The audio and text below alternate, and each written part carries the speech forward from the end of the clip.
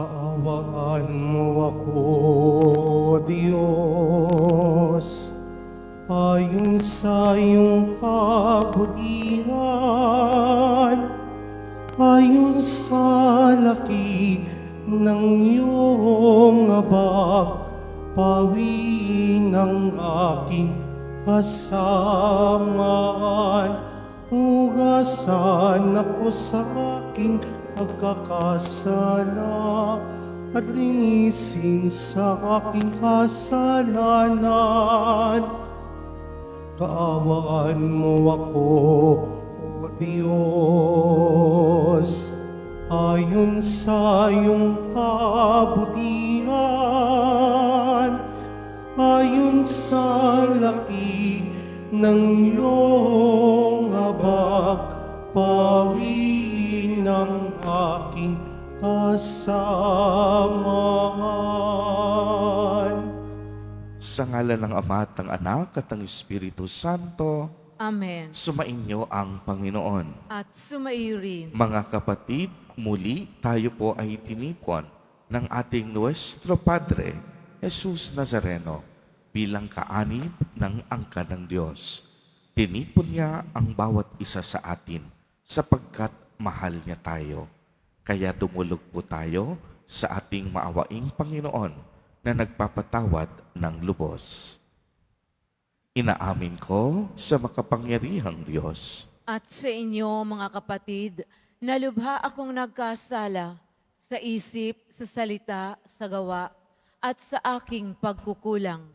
Kaya isinasamo ko sa mahal na Birheng Maria, sa lahat ng mga anghel at mga banal, at sa inyo, mga kapatid, na ako'y panalangin sa Panginoong ating Diyos. Kaawaan tayo ng makapangyarihang Diyos. Patawarin tayo sa ating mga kasalanan at patnubayan tayo sa buhay na walang hanggan. Amen. Panginoon, kaawaan mo kami. Panginoon, kaawaan mo kami. Kristo, kaawaan mo kami. Kristo, kaawaan mo kami. Panginoon, kaawaan mo kami. Panginoon, kaawaan mo kami. Manalangin tayo. Ama naming makapangyarihan, tunghayan mo ang iyong sumasambang sambayanan upang ang pagpapakasakit na kusa naming pinagtitiisan ay magdulot ng kabutihan sa aming kalooban at gawang mapagmalasakit sa aming ugalit asal sa pamamagitan ni Hesu Kristo kasama ng Espiritu Santo magpa sa walang hanggan. Amen. Magsiupo muna po ang lahat. Pagbasa mula sa aklat ni Propeta Jonas. Sinabi ng Panginoon kay Jonas, "Pumunta ka sa lungsod ng Ninibe at ipahayag mo ang mga ipinasasabi ko sa iyo." Nagpunta nga si Jonas sa Ninibe. Malaki ang lungsod na ito. Aabuti ng 3 araw kung lalakaring pabagtas. Siya'y pumasok sa lungsod. Pagkaraan ng maghapong paglalakad, malakas niyang ipinahayag, gugunawin ang Ninibe pagkaraan ng 40 araw. Naniwala ang mga taga roon sa pahayag na ito mula sa Diyos. Kaya nag-ayuno sila at nagdamit ng sako bilang tanda ng lubos na pagsisisi at pagtalikod sa kanilang mga kasalanan. Nang mabalitaan ito ng hari ng Ninibe, bumaba siya sa kanyang trono, naghubad ng balabal, nagdamit din ng sako, at naupo sa abo. At ipinasabi niya sa mga taga-Ninibe, ito'y utos ng hari at ng kanyang mga pinuno, walang kakain, isa man, wala ring iinom, maging tao o hayop. Lahat ng tao at hayop ay magdamit ng sako. Taimtim na manalangin sa Diyos ang bawat isa. Pagsisihan ng lahat ang nagawa nilang kasalanan at talikdan ang masamang pamumuhay. Baka sa paraang ito'y mapawi ang galit ng Diyos, magbago siya ng kanyang pasya, at hindi na ituloy ang balak na paglipol sa atin. Nakita ng Diyos ang kanilang pagtalikod sa kasamaan, kaya hindi na itinuloy ang paggunaw sa Ninibe. Ang salita ng Diyos. Salamat sa Diyos. Diyos ko, iyong tinatanggap, pakumbaba't pusong tapat. Diyos ko, iyong tinatanggap, pakumbaba't pusong tapat. Ako'y kaawaan, o mahal kong Diyos, sang-ayon sa iyong kagandahang loob. Mga kasalanan ko'y iyong pawiin, ayon din sa iyong pag-ibig sa akin. Hugasan mo sana ang aking karumhan, dalisayin mo ang aking kasalanan. Diyos ko, iyong tinatanggap, pakumbaba't pusong tapat. Isang pusong tapat sa akin likhain. Bigyan mo, O Diyos, ng bagong damdamin. Sa iyong harapay wag akong alisin. Ang Espiritu mo ang papaghariin. Diyos ko, iyong tinatanggap, pakumbaba't pusong tapat. Hindi mo na nais ang mga panghandog. Sa haing sinunog, di ka nalulugod. Ang handog ko, O Diyos, na karapat-dapat, ay ang pakumbaba't pusong mapagtapat. Diyos ko, iyong tinatanggap, pakumbaba't pusong tapat. Tumayo na po ang lahat.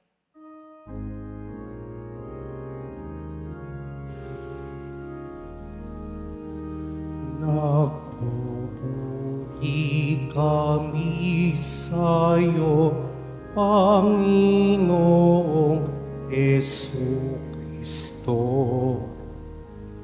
Nagpupuri kami sa'yo, Panginoong Jesucristo. Magsisi tayong mataos, halinang magbalik loob sa mapagpatawad na Diyos. Sa Kanya tayo'y tumulog at manumbalik na lubos. Nagpupuri kami sa'yo, Panginoong Jesucristo. Sumainyo ang Panginoon. At sumaiyo rin. Ang mabuting balita ng Panginoon ayon kay San Lucas. Papuri sa iyo, Panginoon. Noong panahong iyon, samantalang dumaragsa ang mga tao, sinabi ni Jesus, napakasama ng lahing ito.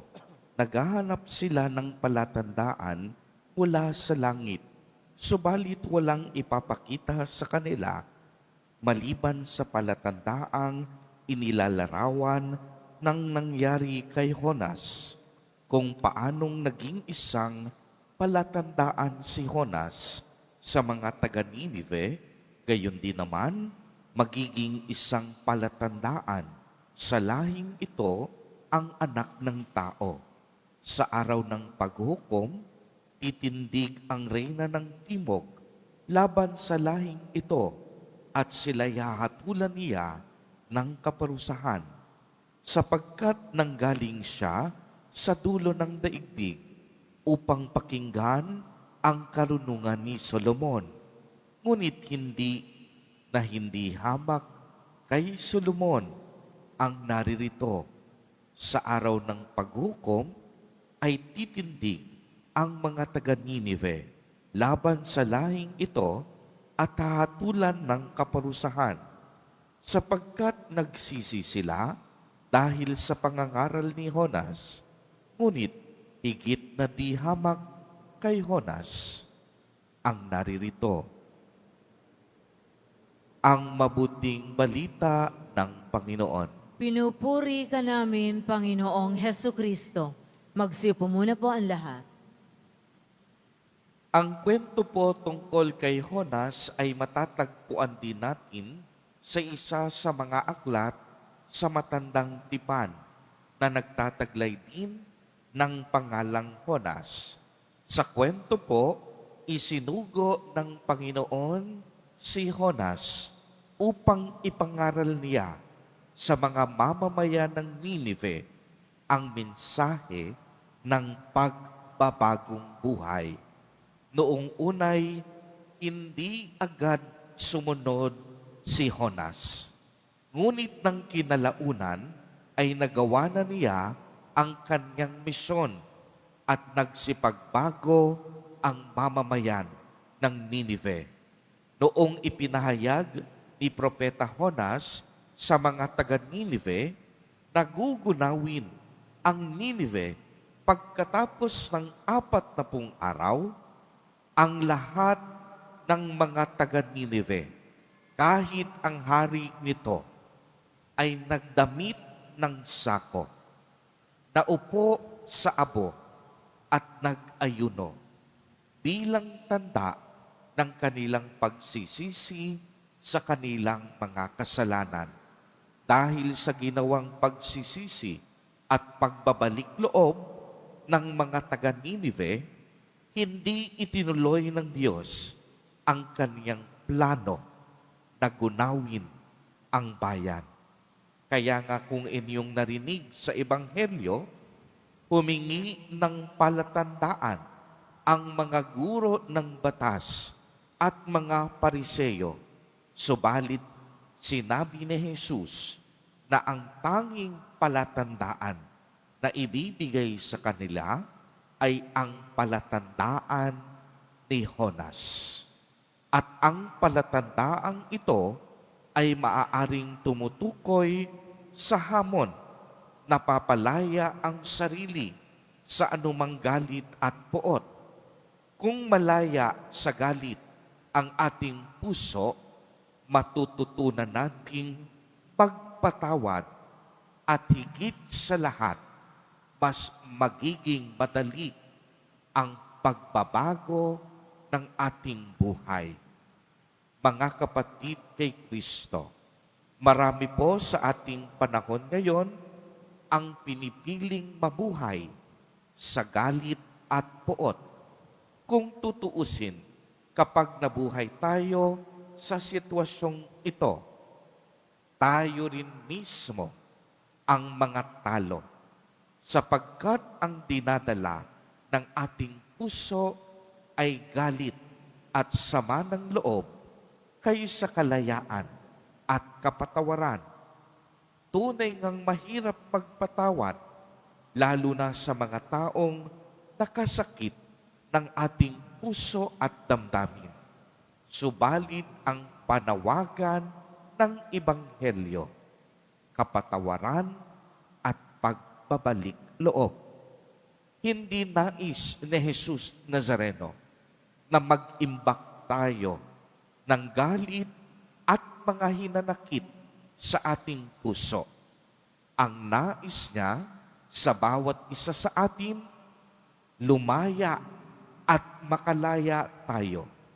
Nais ni Jesus na magkaroon tayo ng isang pusong marunong magpatawad at humingi ng kapatawaran. At imbis na humingi tayo sa Diyos ng mga palatandaan, bakit hindi na lang tayo manalig sa Kanya ng buong puso at pagtitiwala?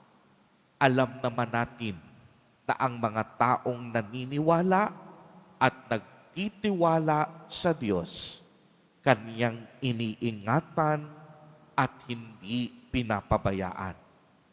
Mga kapatid kay Kristo at mga kadiboto, sa araw na ito, inaanyayahan tayo ni Jesus Nazareno na palayain natin ang ating mga sarili sa anumang uri ng galit, poot at hinanakit.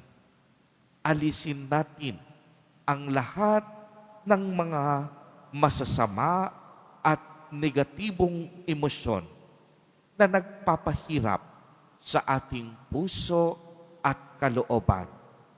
Piliin natin ang lumaya at maging malaya upang sa gayon gumaan at guminhawa ang ating buhay. Amen.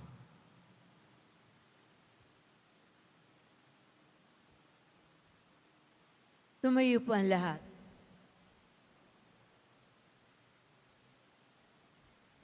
Mga kapatid, natuklasan ni Jonas na hindi maaaring takasan ang Panginoon. Tumawag tayo ngayon sa Diyos Ama upang hingin ang biyaya ng pagbabagong buhay. Sa bawat panalangin ang itutugon, Ama naming lahat, turuan mo kami ng tunay na pagsisisi. Ama naming lahat, turuan mo kami ng tunay na pagsisisi. Ang mga pinuno ng simbahan, naway maging puspusan sa kanilang pangangaral ng mensahe ng Diyos tungkol sa pagsisisi. Manalangin tayo. Ama naming lahat, turuan mo kami ng tunay na pagsisisi. Ang panahong ito naway maging pagkakataon ng pagbabago at pagbabalik loob sa Diyos. Manalangin tayo. Ama naming lahat, turuan mo kami ng tunay na pagsisisi. Tulad ng mga mamamayan ng Ninibe, naway itakwil natin ang masamang gawi at lumapit sa Diyos ng may kababaang loob at pagsisisi. Manalangin tayo. Ama naming lahat, turuan mo kami ng tunay na pagsisisi. Ang mga may sakit naway makadama ng kapanatagan at pagmamahal mula sa mga nangangalaga sa kanila. Manalangin tayo. Ama naming lahat, turuan mo kami ng tunay na pagsisisi. Ama namin, ibinigay mo ang simbolo ni Jonas bilang pahiwatig sa pagdating ng iyong anak, kung paanong simula sa kawalang hanggan ay niloob mo ang kaniyang muling pagkabuhay. Hinihiling namin ito sa pamamagitan ni Kristo na aming Panginoon. Amen. Magsipo ang lahat.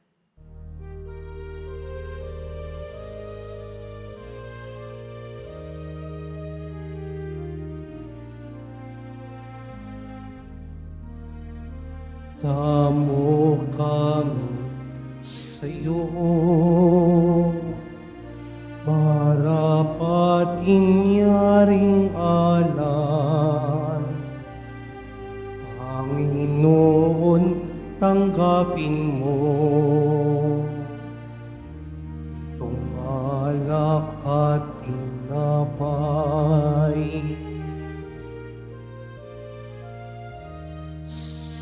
Siyopon aming handog, buong puso't pag-iisip. Ilayo mo sa panganib at kukupin sa pag-ibig.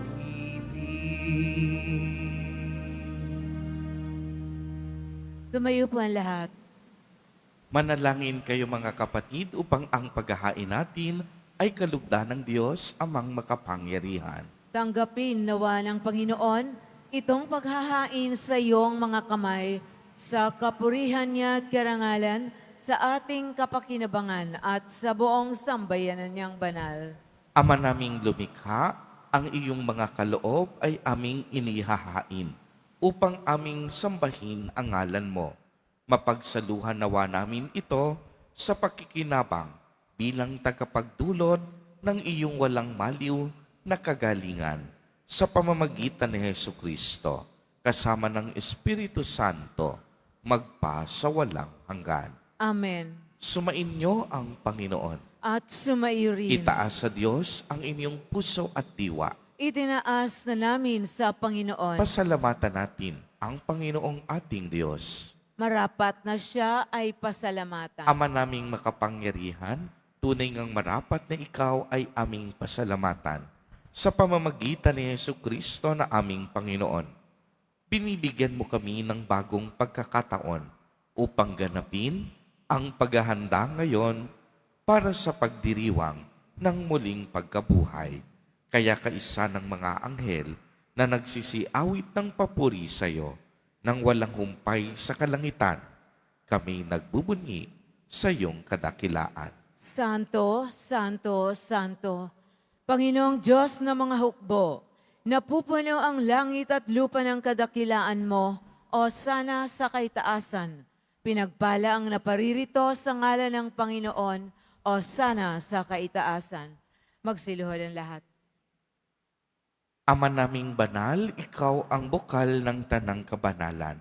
Kaya't sa pamamagitan ng iyong Espiritu, ay gawin mo pong banal ang mga kaloob na ito upang para sa amin ay maging katawan at dugo ng aming Panginoong Hesukristo.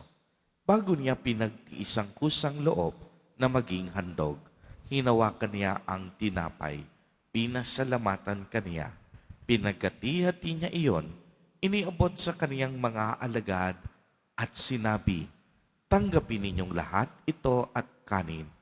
Ito ang aking katawan na ihahandog para sa inyo."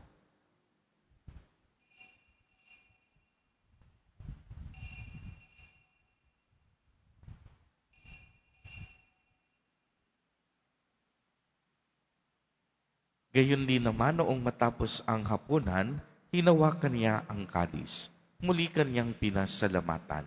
Iniabot niya ang kalis sa kaniyang mga alagad at sinabi, "Tanggapin ninyong lahat ito at inumin. Ito ang kalis ng aking dugo, ng bago at walang hanggang tipan.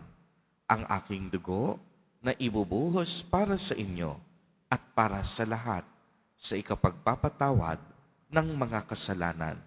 Gawin ninyo ito sa pag-alaala sa akin."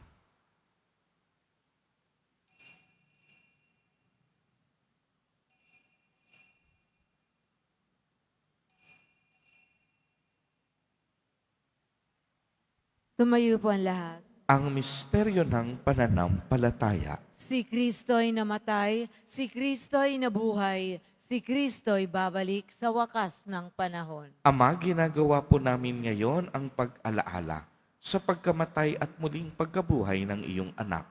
Kaya't iniaalay namin sa iyo ang tinapay na nagbibigay buhay at ang kalis na nagkakaloob ng kaligtasan. Kami po'y nagpapasalamat dahil kami iyong minarapat na tumayo sa harap mo para maglingkod sa iyo. Isinasamo namin na kaming magsasalo-salo sa katawan at dugo ni Kristo ay mabuklod sa pagkakaisa sa pamamagitan ng Espiritu Santo. Ama, lingapin mo ang iyong simbahang laganap sa buong daigdig. Puspusin mo kami sa pag-ibig kay isa ni Francisco na aming Santo Papa at ni Jose na aming Obispo at ng Tanang Kaparian. Alalahanin mo rin ang mga kapatid naming nahimlay nang may pag-asang sila'y muling mabubuhay. Gayon din ang lahat ng mga pumanaw. Kaawaan mo sila at patuloyin sa iyong kaliwanagan. Kaawaan mo at pagindapatin kaming lahat na makasalo sa iyong buhay na walang wakas, kaisa ng mahal na Birheng Maria na ina ng Diyos, ng kabiyak ng puso niyang si San Jose, kaisa ng mga apostol, at ng lahat ng mga banal na namuhay dito sa daigdig ng kalugod-lugod sa iyo, maipagdiwang nawa namin ang pagpupuri sa ikararangal mo sa pamamagitan ng iyong anak na aming Panginoong Hesukristo. Sa pamamagitan ni Kristo, kasama niya at sa Kaniya, ang lahat ng parangal at papuri ay sa iyo, Diyos amang makapangyarihan, kasama ng Espiritu Santo, magpa sa walang hanggan. Amen. Sa tagubilin ng mga nakagagaling na utos at turo ni Jesus na Panginoon natin at Diyos, ipahayag po natin ng lakas loob. Ama namin, sumasalangit ka. Sambahin ang ngalan mo, mapasa amin ang kaharian mo, sundin ang loob mo dito sa lupa para nang sa langit. Bigyan mo kami ngayon ng aming kakanin sa araw-araw at patawarin mo kami sa aming mga sala para ng pagpapatawad namin sa nagkakasala sa amin at huwag mo kaming ipaintulot sa tukso at iadya mo kami sa lahat ng masama. Hinihiling namin na kami iadya sa lahat ng masama. Pagkalooban ng kapayapaan araw-araw, iligtas sa kasalanan at ilayo sa lahat ng kapahamakan. Samantalang aming pinananabikan ang dakilang araw ng pagpapahayag ng tagapagligtas naming si Hesu Kristo. Sapagkat iyo ang kaharian at ang kapangyarihan at ang kapurihan magpakailanman. Amen. Panginoong Hesu Kristo, sinabi mo sa iyong mga apostol, kapayapaan ang iniiwan ko sa inyo. Ang aking kapayapaan ang ibinibigay ko sa inyo. Tunghayan mo ang aming pananampalataya at huwag ang aming mga pagkakasala. Pagkalooban mo po kami ng kapayapaan at pagkakaisa ayon sa iyong kalooban, kasama ng Espiritu Santo, magpa sa walang hanggan. Amen. Ang kapayapaan ng Panginoon ay laging sumainyo. At sumairin. Magbigayan po tayo ng kapayapaan sa isa't isa.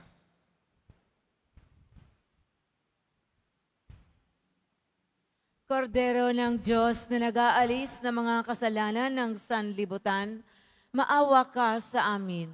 Kordero ng Diyos na nag-aalis ng mga kasalanan ng sanlibutan, maawa ka sa amin.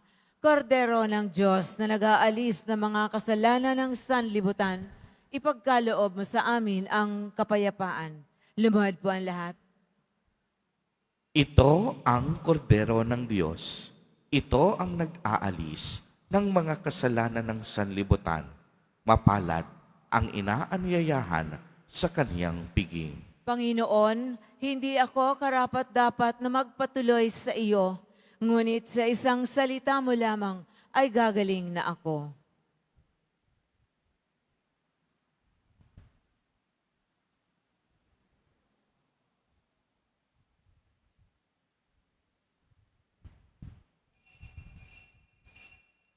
Para sa lahat ng tatanggap ng banal na komunyon, sasagot po tayo ng amen pagkasabi ng pari o ng lay minister ng katawan ni Kristo at isubo agad sa bibig bago umalis sa harapan ng pari o lay minister. Sumunod po tayo.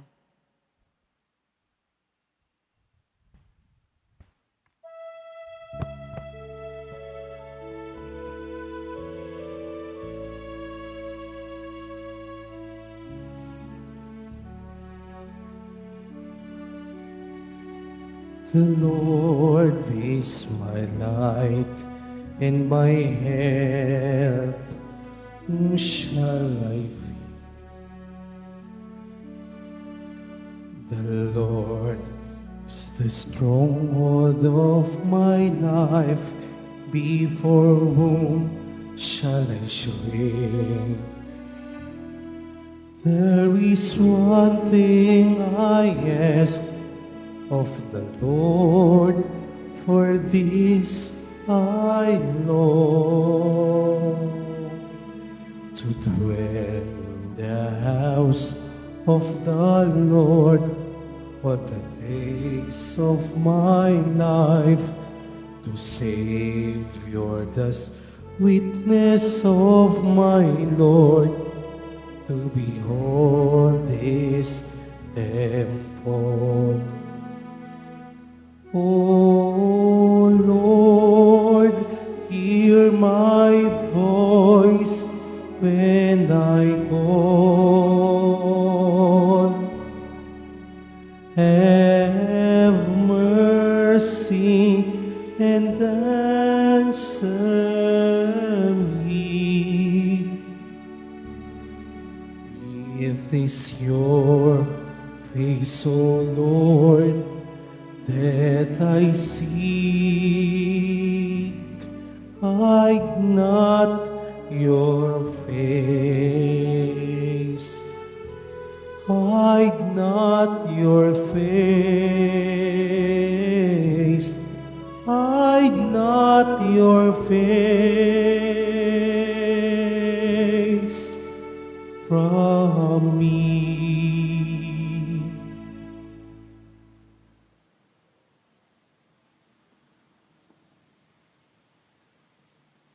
Pagkatapos ng misa, wiwisikan po ang lahat ng banal na tubig.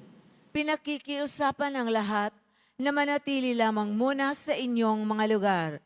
Sa Quezon Boulevard o sa Plaza San Juan lamang ang labasan ng lahat. Sumunod po tayo. Maraming salamat po sa inyong pagdalaw at pagsisimba sa Basilica Menor at Pambansang Dambana ni Jesus Nazareno. Tumayo na po ang lahat.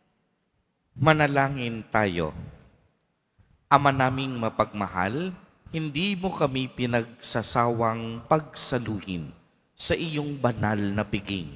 Ipagkaloob mong pakinabangan namin ang iyong lakas at buhay na walang maliw sa pamamagitan ni Hesukristo kasama ng Espiritu Santo magpa sa walang hanggan. Amen. Sumainyo ang Panginoon. At sumairin. Mahal na poong Jesus Nazareno, inihayag mo sa pamamagitan ng krus ang walang maliw na pag-ibig ng Diyos sa sangkatauhan. Pakinggan mo ang kahilingan, lalo na para sa nangangailangan ng iyong tulong at awa. Makamtam nawa namin ang iyong kasagutan na may utang na loob na tinatanaw. Basbasan din po ninyo itong mga imahen at dasalan upang lalo kaming manalangin at magtiwala. Sa pamamagitan ng bendisyon na ito, naway lalo kaming maging mapaglingkod, masunurin at tapat sa iyo na aming maluwalhating Panginoon, magpa sa walang hanggan. Amen. At pagpalain po kayong lahat at ng inyong buong pamilya ng makapangyarihang Diyos, Ama, Anak, at Espiritu Santo. Amen. Humayo kayong taglay ang pag-ibig at kapayapaan ng poong Jesus Nazareno. Salamat sa Diyos.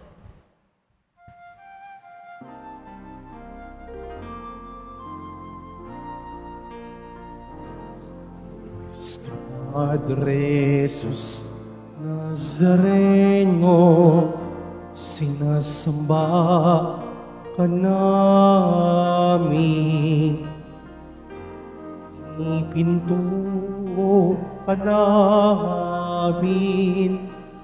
Aral mo ang aming buhay at kaligtasan. Nuestro Padre Jesus Nazareno, iligtas mo kami sa kasalanan. Ang krus mong pinamatayan ay sagisag ng aming kaligtasan. Nuestro Padre Jesus Nazareno, dinarangal ka namin. Nuestro Padre Jesus Nazareno, niluluwalhati namin.